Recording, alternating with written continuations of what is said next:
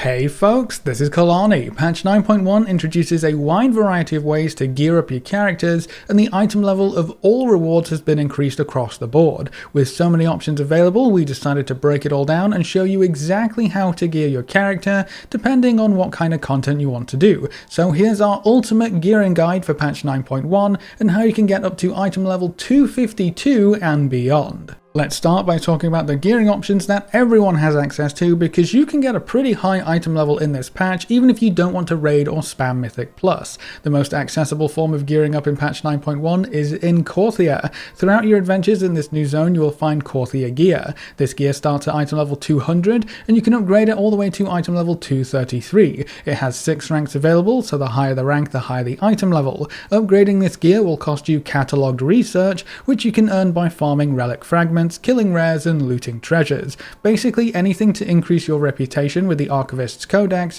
will be earning you catalogued research.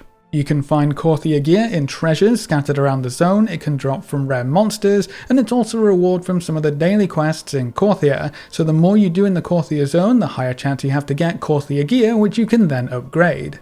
Perhaps the most important thing to get done in Korthia is going to be the weekly quest Shaping Fate. This quest rewards you with a bunch of goodies. You get 10 Stygian Embers, which will be used to upgrade Shards of Domination. We'll talk about those more later. You get a bunch of rep with so many different factions, including the Death's Advance faction. You get a large amount of relic fragments in the form of epic tokens to turn in, which will help with your Archivist's Codex rep and catalogued research farming. You'll get a Korthite Crystal, again very important for later on, and you will always get a piece of Korthia gear on top of all of that. So if there's one thing every single player should get done in patch 9.1, it's going to be that Korthia weekly quest. The bi-weekly Covenant Assaults in the Maw also reward you with Korthia gear the vast majority of the time, so I would recommend getting those done every time they are available. Covenant Assaults last for 3.5 days, so there will always be 2 to do per week. And if all else fails and the Korthia gear just won't drop for you, you can also buy Korthian armament tokens from the Death's Advance Quartermaster for 1000 Stygia, and you need to be friendly with a Death's Advance. So you have lots of options for acquiring this gear, and as you farm rep with the Archivist's Codex and earn catalogued research, you can upgrade it all the way to item level 233. So just by playing through Korthia and the outdoor world, you can achieve a relatively high item level, and there's no dungeons, no raids, and no group content involved. You'll also be able to find a new world boss in Korthia, starting with the release of Season 2 on July 6th. This world boss can drop various pieces of gear at item level 233 as well, which is actually the highest item level available from the normal raid, and it's on par with that fully upgraded Korthia gear, so it's definitely worth going after. There's even a few trinkets from this world boss that could end up being very powerful. Another special piece of loot from this world boss is the Shard of Rev, one of the Blood Shards of Domination. This is the only Shard of Domination that you can obtain outside of the raid from what we know so far, and it just and so happens to be a great shard to collect, especially for healers, so be sure to kill the world boss every week for a chance at this shiny loot. There's also a new recipe for some higher level crafted gear, or well, a crafter's mark to increase the item level anyway. The crafter's mark 3 can be purchased from the Death's Advance Quartermaster for 2000 Stygia, and you need to reach Honoured with the Death's Advance. So it might take a little bit more rep farming before these crafter's marks become available, but when they do, there's another option for very easy and quick item level 200 pieces of gear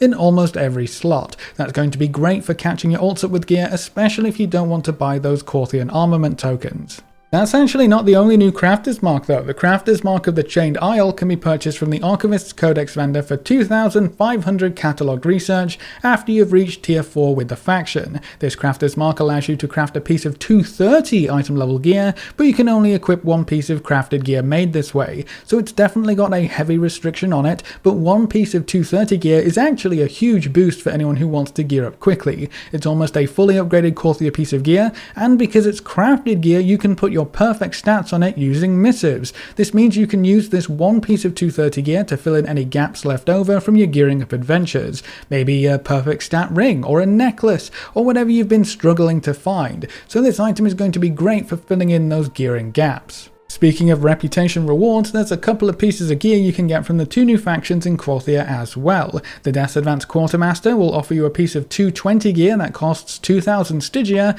and you will need to reach Honoured with the faction to purchase it. 220 item level for an Honoured reputation is pretty good overall, but the main reason why this item is interesting is the Domination socket. Usually these sockets can only be found on raid gear, so having access to one of them just from a reputation vendor here is very powerful. You can even slot in that 1 shard from the world boss if you don't raid, so you can still take advantage of that slot no matter what. And then the Archivist's Codex Quartermaster will offer you a piece of 239 item level gear when you get to tier 6 with a faction. It's going to cost 4000 catalog research, so it's definitely not cheap, but at item level 239, that's the equivalent of a heroic raiding piece of gear, so that's going to be a big boost to your item level, but this piece of gear also has a Domination socket. It seems to fill the same gear slot as the Death's Advance rep gear, so this one really is just an item level boost for that, but it's going to be very powerful for anyone who doesn't actively raid or pursue other group content. To get the full potential out of these gear rewards, you're going to need a Shard of Domination to slot into those sockets. As we said earlier, you can get 1 shard from the world boss, so be sure to kill him every week, but the main source of shards is going to be the raid. I would recommend you try to kill a few bosses in the raid whenever you can, just to fish for Shards of Domination. If that means waiting until Looking for Raid comes out and hopping in there to try and get some shards, then so be it. These shards will be very powerful, so getting one of the good ones in that socket will be great for your character overall. Moving on, patch 9.1 also increases the maximum item level and rank available for our legendary gear, so working towards the rank 5 and rank 6 upgrades is also something everyone can do to increase their overall item level. Rank 5 legendaries will be item level 249 and rank 6 will be 262. That is a massive bump in item level over typical gear rewards, so upgrading your legendaries will be very important. To upgrade a legendary to rank 5 and 6, you need Soul Cinders. Soul Cinders come from Torghast from the new layers 9 through 12. The maximum reward from layer 12 is 180 Soul Cinders, and there are still 2 wings available, so that's 360 Soul Cinders per week from Torghast if you have all 12 layers unlocked and you clear layer 12 in both wings.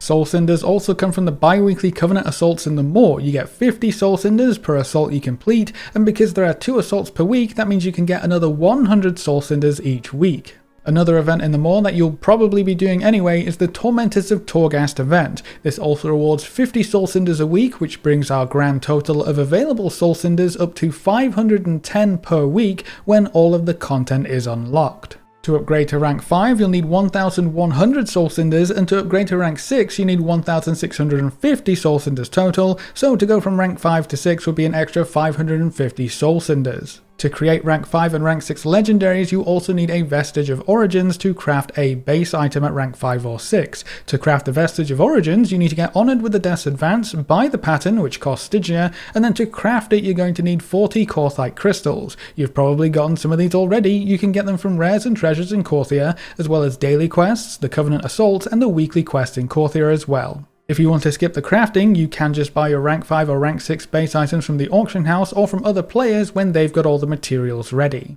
A quick note on legendary crafting and upgrading, I would double check which legendary effect is your current best and which slot is recommended for it. A lot of legendaries had new slots added and some new effects were introduced in 9.1. It would be a shame to spend your Soul Cinders on a legendary you end up recrafting later. Any legendary that is crafted or upgraded in patch 9.1 also gets a socket for free, so don't worry about losing a socket when swapping things around. Soul Ash is also going to be very easy to get with all of the increases to the Torghast rewards, so you should have plenty of Soul Ash to recraft legendaries too. This next one isn't necessarily going to increase your item level, but it will increase your character's power level. With higher item level rewards coming from every type of content, that also means higher item level conduit. The higher your item level of conduit, the more effective and more powerful it's going to be. So you want to try and get as many conduits as you can, but if you can't get higher item level conduits from the content you're clearing, you do have another option. You can purchase Deathbound shards from the Archivist Codex vendor after you reach tier 6.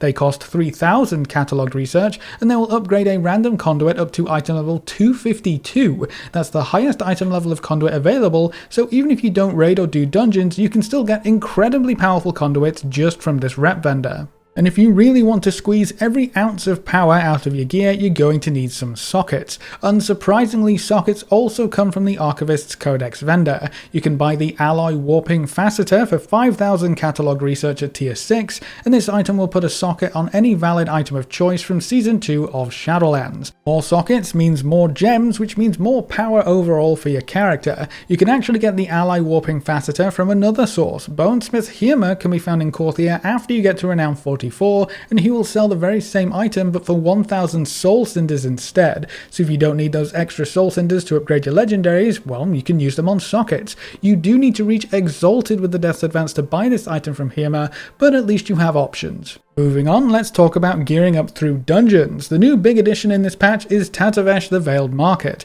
This mega dungeon has 8 bosses total, so there's plenty of chances to get some loot, and the item level starts relatively high when compared to other forms of content. Every boss will drop item level 226 gear, and if you enable hard mode in Tazavesh, every boss will drop 233 gear instead, so there's a maximum item level of 233 available from this mega dungeon, which is already quite high for the patch as a whole when you consider this dungeon is only available on Mythic difficulty to start with. Sadly, you won't be able to upgrade any of these gear pieces through the Valor system, but with some of the items being unique and special, they could be significantly more powerful than other item level 233 pieces of gear, so keep an eye out for some of the special items from Tazavesh that might be worth going after.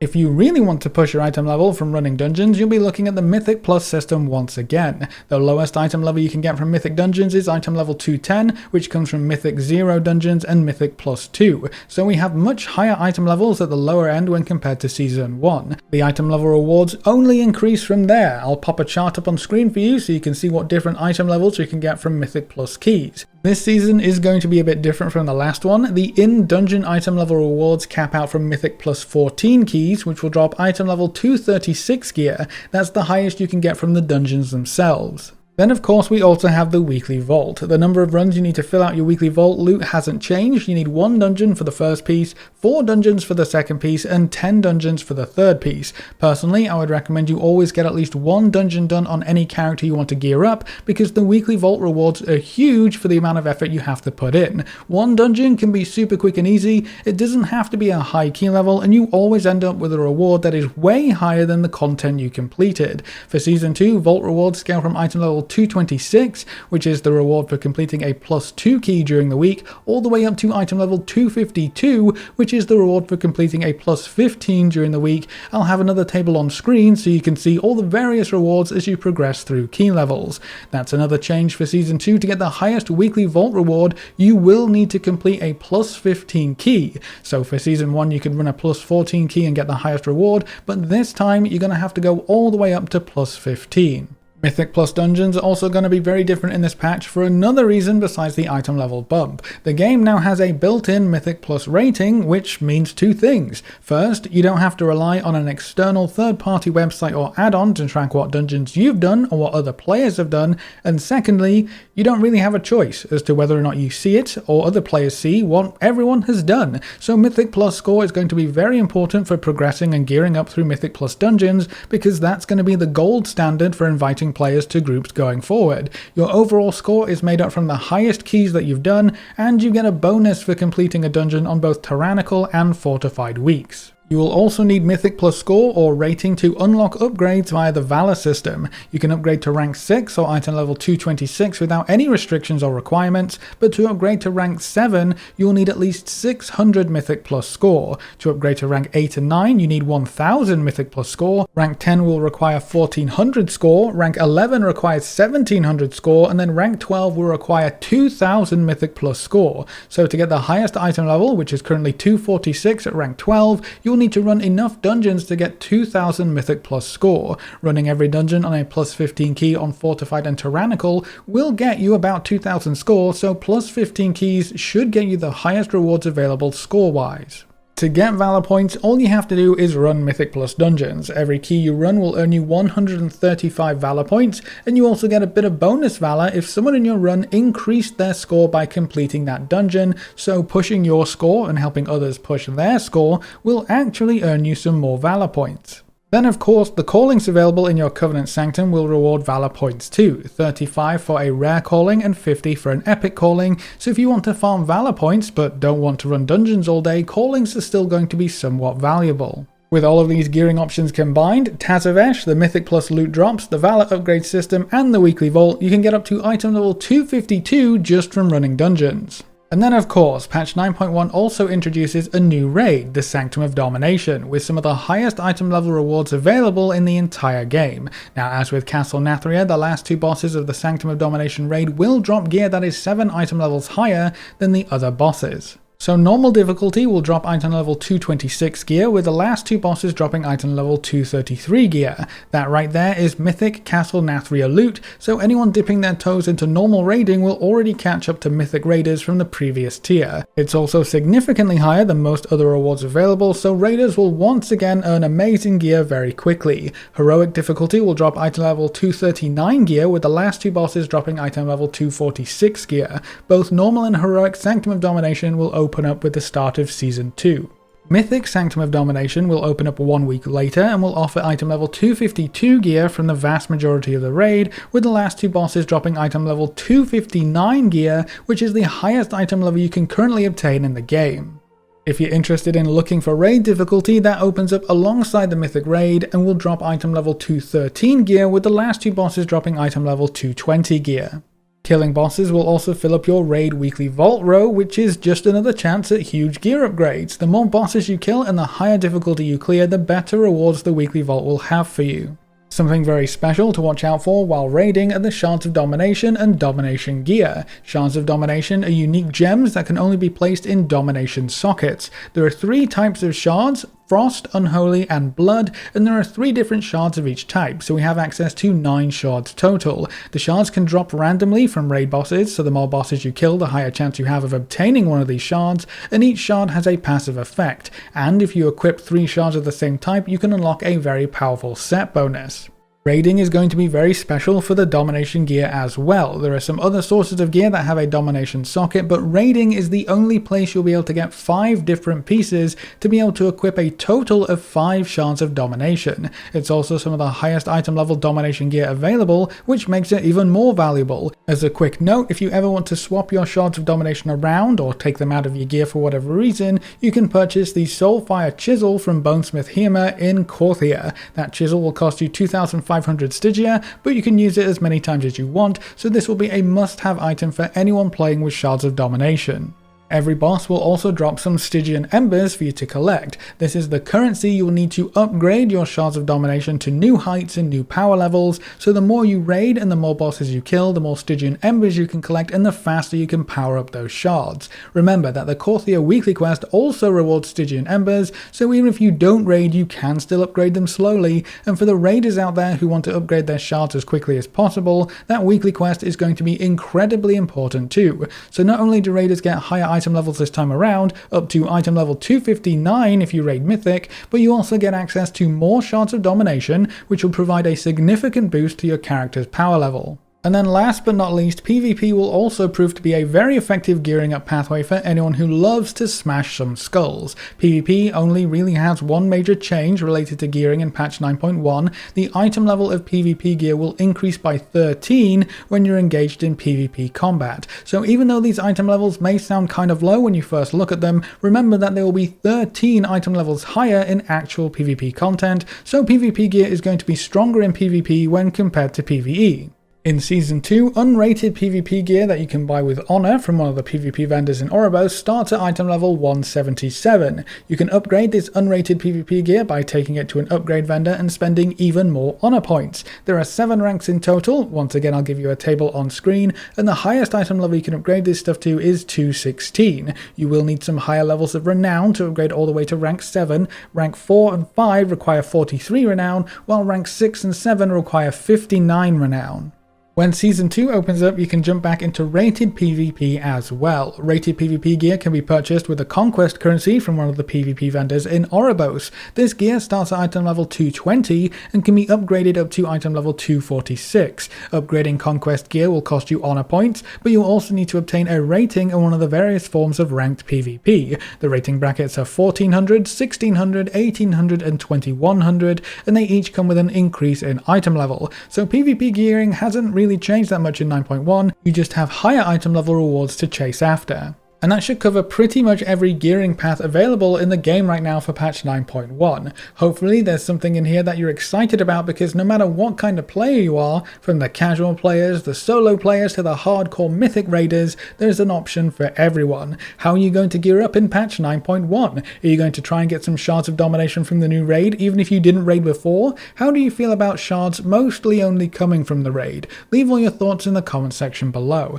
A big thank you to all of our supporters over on Patreon, and to everyone who subscribed on Twitch. You can see their names floating by on screen. If you want to see more videos like this, make sure to subscribe and ring that notification bell so you never miss another video. Thanks for watching, folks, good luck and have fun, and as always I will see you next time.